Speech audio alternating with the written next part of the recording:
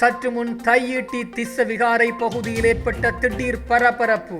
போராட்டத்தில் ஈடுபட்ட நாடாளுமன்ற உறுப்பினர் ஸ்ரீதரனை தள்ளி வீழ்த்திய போலீசார். வேலன் சுவாமிகள் உட்பட 5 பேர் அதிரடி கைது.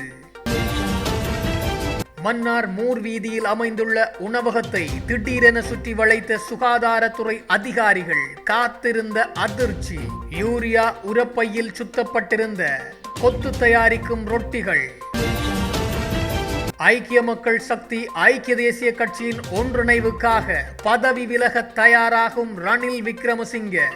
ரணிலை காப்பாற்ற புதிதாக உருவாகும் கூட்டணி. வெறும் வார்த்தைகளால் மட்டும் விளையாடும் அனுர அரசாங்கம் நிவாரணங்களை அறிவிப்பதாக கூறினாலும் மக்களுக்கு இன்னும் அது சென்று சேரவில்லை. கடும் கோபத்தில் நாடாளுமன்ற உறுப்பினர் நாமல் ராஜபக்ச. பண்டிகை காலம் நெருங்கும் நிலையில் கிறிஸ்தவ தேவாலயங்களுக்கு திடீர் பாதுகாப்பு. கலந்துரையாடல்கள் ஆரம்பம்.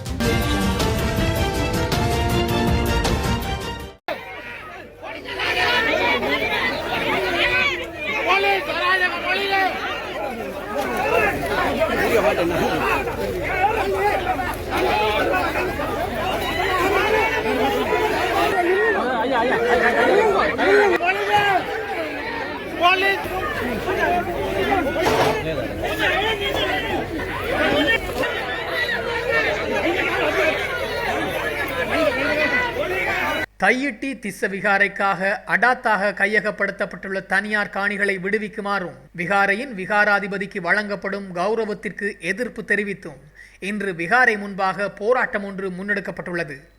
இதையடுத்து சட்டவிரோத விகாரைக்கு முன்பாக இன்று காலை வலி வடக்கு பிரதேச சபை உறுப்பினர்கள் மற்றும் காணி உரிமையாளர்கள் போராட்டத்தில் ஈடுபட்டனர். இதேவேளை தையிட்டி விகாரைக்கு முன்பாக இதொரு சட்டவிரோத விகாரை என மும்மொழிகளிலும் அறிவித்தல் பலகை நடுவது எனவும் விகாராதிபதிக்கு வழங்கப்படவுள்ள கௌரவத்திற்கு எதிர்ப்பு தெரிவித்து இன்று போராட்டம் முன்னெடுக்கப்பட்டிருந்தது. யாழ் தையிட்டியில் சட்டவிரோதமாக அமைக்கப்பட்டுள்ள விகாரைக்கு எதிராக முன்னெடுக்கப்பட்ட போராட்டத்தில் சற்று குழப்ப நிலை ஏற்பட்டது. இதன்போது வேலன் சுவாமிகள், வலி கிழக்கு பிரதேச சபை தவிசாளர் மற்றும் வலி வடக்கு பிரதேச சபையின் உறுப்பினர்கள் உட்பட பலர் போலீசாரால் கைது செய்யப்பட்டுள்ளனர்.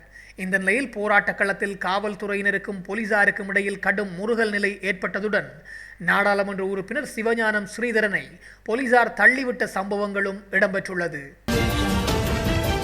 அண்மையில் ஏற்பட்ட பேரிடர்களால் பாதிக்கப்பட்ட மக்களுக்கு நிவாரணம் வழங்குவதாக அரசாங்கம் உறுதியளித்த போதிலும் பாதிக்கப்பட்ட மக்களுக்கு இன்னும் இழப்பீடு கிடைக்கவில்லை என்று ஸ்ரீலங்கா பொதுஜன பெரமுனவின் தேசிய அமைப்பாளரும் நாடாளுமன்ற உறுப்பினருமான நாமல் ராஜபக்ச தெரிவித்துள்ளார்.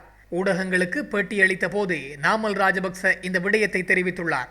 அதிகாரிகள் பாதிக்கப்பட்ட பகுதிகளில் உள்ள அரசாங்க அதிபர்கள், பிரதேச செயலகங்கள் மற்றும் கிராம அளவிலான அதிகாரிகள் பேரிடரால் பாதிக்கப்பட்டவர்களுக்கு இழப்பீடு வழங்குவதற்கான நடைமுறைகளை கோடிட்டு காட்டும் எந்த ஒரு முறையான எழுத்துப்பூர்வ அறிவித்தல்களையும் பெறவில்லை எனவும் தெரிவித்துள்ளார். இழப்பீடு தொடர்பாக ஜனாதிபதி நாடாளுமன்றத்தில் அறிக்கைகளை வெளியிட்டிருந்தாலும் மாவட்ட அபிவிருத்தி குழு கூட்டங்களில் முரண்பாடான நிலைப்பாடுகள் முன்வைக்கப்பட்டுள்ளன.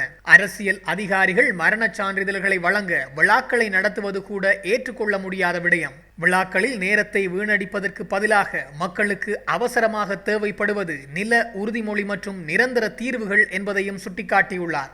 இந்த கட்டத்தில் பாதிக்கப்பட்ட சமூகங்களுக்கு நிவாரணம் வழங்க ஒரு நடைமுறை மற்றும் பயனுள்ள அணுகுமுறை தேவை என்று அவர் வலியுறுத்தியுள்ளார். மக்கள் தங்கள் கவலைகளை அதிகாரிகளிடம் நேரடியாக தெரிவிப்பதற்கான சரியான வழிமுறை இன்னும் இல்லை என்றும் ராஜபக்ச சுட்டிக்காட்டியுள்ளார். நாங்கள் இவர்களை சந்தித்த போது மட்டுமே அவர்கள் தங்கள் பிரச்சனைகளை பகிர்ந்து கொண்டார்கள் எனவும் தெரிவித்துள்ளார். எனவே வெறுமனே ஜனாதிபதி பாராளுமன்றத்துக்குள்ளே பேசுகின்றாரே தவிர மக்களை சந்தித்து கலந்துரையாடுகின்ற வேலை திட்டங்களை அதிகாரிகளினூடாக செய்யவில்லை என்றும் சரியான முறையில் மக்களுக்கு நிவாரணப் பொருட்கள் சென்று சேரவில்லை என்பதையும் நாமல் ராஜபக்ச சுட்டிக்காட்டியுள்ளார். ஐக்கிய மக்கள் சக்தி மற்றும் ஐக்கிய தேசிய கட்சியின் இணைவுக்காக முன்னாள் ஜனாதிபதி ரணில் விக்ரமசிங்க பதவி விலக தீர்மானித்தால் அது பொருத்தமானதொரு முடிவாக இருக்காது என பாராளுமன்ற உறுப்பினர் சுஜித் சஞ்சய பெரேரா தெரிவித்துள்ளார். நாம் தற்போது இயற்கை பேரிடரினால் நாடு எதிர்கொண்டுள்ள நெருக்கடிகளிலிருந்து மீள்வதற்கான வேலை திட்டங்கள் தொடர்பிலேயே அவதானம் செலுத்தியுள்ளோம். பேரிடரிலிருந்து மக்களை மீட்கும் பணிக்கே எமது முன்னுரிமை. எமது இந்த கொள்கை ரீதியான நிலைப்பாட்டில் எவ்வித மாற்றமும் இல்லை. இதற்கமைய நாம் பொறுப்புள்ள எதிர்க்கட்சியாக மக்களுக்காக இணைந்து செயற்படுவோம். இந்த சந்தர்ப்பத்தில் அதிகாரத்திற்கான செயற்பாடுகளை நாம் முன்னெடுக்கவில்லை. ஐக்கிய தேசிய கட்சி மற்றும் ஐக்கிய மக்கள் சக்தி இணைவுக்காக முன்னாள் ஜனாதிபதி ரணில் விக்ரமசிங்க தலைமையில் இருந்து விலகுவதாக கூறியிருக்கின்றார் என்பதை நான் கேள்விப்பட்டேன். ஆனால் இது இன்னும் உத்தியோகபூர்வமாக அறிவிக்கப்படவில்லை. ஆனால் அவர் ஒரு சிரேஷ்ட அரசியல் தலைவர், அனுபவமுள்ள தலைவர் என்ற ரீதியில் அவர் மீது எனக்கு சிறந்த மரியாதை காணப்படுகிறது. எனவே செயற்குழுவின் தீர்மானத்துடன் அவருடன் இணைந்து எமது பயணத்தை தொடர்வதற்கே நாம் விரும்புகின்றோம். அவரது அனுபவத்துடன் சஜித் பிரேமதாச உட்பட அனைவரும் இணைந்து முன்னோக்கி பயணிப்பதே அவசியமாகும். எதிர்காலத்தில் நாம் ஆட்சி அமைக்கும் போது முன்னாள் ஜனாதிபதி ரணில் விக்ரமசிங்கவின் ஆலோசனைகள் இன்றியமையாததாகும். எமது கட்சியின் பெரும்பான்மையானோரின் நிலைப்பாடு இதுவே ஆகும். எனவே அவர் எமது அரசியல் பயணத்தில் இணைந்தால் அது எமக்கு மேலும் பலமாகவே அமையும் என்றும் ஒருபோதும் அவர் தலைமை பதவியிலிருந்து விலகக்கூடாது எனவும் தெரிவித்துள்ளார். மன்னார் மூர் வீதி உணவகம் ஒன்றில் கொத்து தயாரிக்க பயன்படுத்தப்படும் ரொட்டியை யூரியா உரப்பொதியிடும் பையில் வைக்கப்பட்டிருந்த நிலையில் சுகாதாரத்துறையினரால் கைப்பற்றப்பட்டுள்ளது. உணவகம் தொடர்பாக மன்னார் பொது சுகாதார வைத்திய அதிகாரி பணிமனைக்கு தொடர்ச்சியாக கிடைக்கப்பெறும் முறைப்பாடுகளை தொடர்ந்து நேற்றைய தினம் மன்னார் மூர் வீதி உணவகம் ஒன்றில் மேற்கொள்ளப்பட்ட ஆய்வு நடவடிக்கைகளின் போதே குறித்த சம்பவம் இடம்பெற்றுள்ளது. அதே நேரம் குறித்த உணவகம் அனுமதியின்றி இயங்கி வந்ததுடன் உணவகத்தில் பணிபுரியும் நபர்கள் சுகாதார அனுமதியின்றி குறித்த உணவகத்தை நடத்தியமையும் தெரிய வந்துள்ளது. அத்துடன் குறித்த உணவகத்தில் அசுத்தமான முறையில் உணவுகள் தயாரிக்கப்பட்டமையும் அசுத்தமான முறையில் உணவுகள் களஞ்சியப்படுத்தப்பட்டிருந்தமையும் கழிவுநீர் ஒழுங்காக வெளியேறாமை மற்றும் உணவு தயாரிப்புகள் கையுறைகள் தலையுறை பயன்படுத்தாமை போன்ற பல்வேறு சுகாதார சீர்கேடுகள் நிலவி வந்துள்ளது.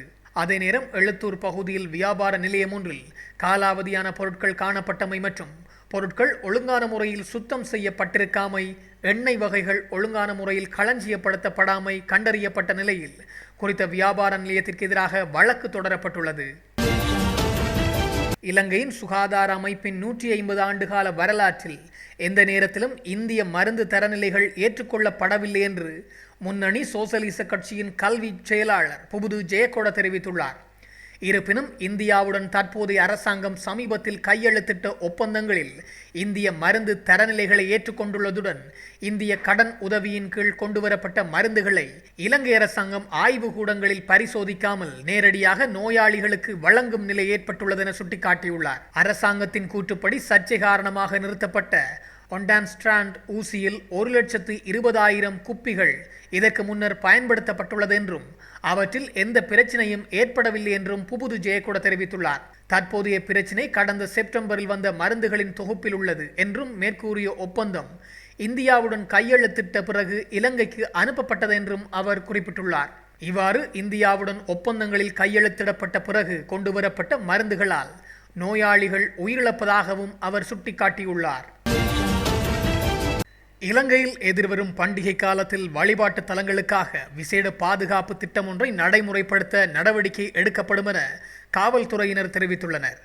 இதற்காக பெருமளவான மேலதிக காவல்துறை உத்தியோகத்தர்கள் கடமையில் ஈடுபட உள்ளதாக காவல்துறை ஊடக பேச்சாளர் காவல்துறை அத்தியட்சகர் FU புட்லர் தெரிவித்துள்ளார். இதற்கமைய பண்டிகை காலத்தில் மத வழிபாட்டு தலங்கள் மற்றும் பல்வேறு மத நடவடிக்கைகளில் ஈடுபடும் பொதுமக்களின் பாதுகாப்பை உறுதி செய்ய காவல்துறையினர் நடவடிக்கை எடுத்துள்ளனர்.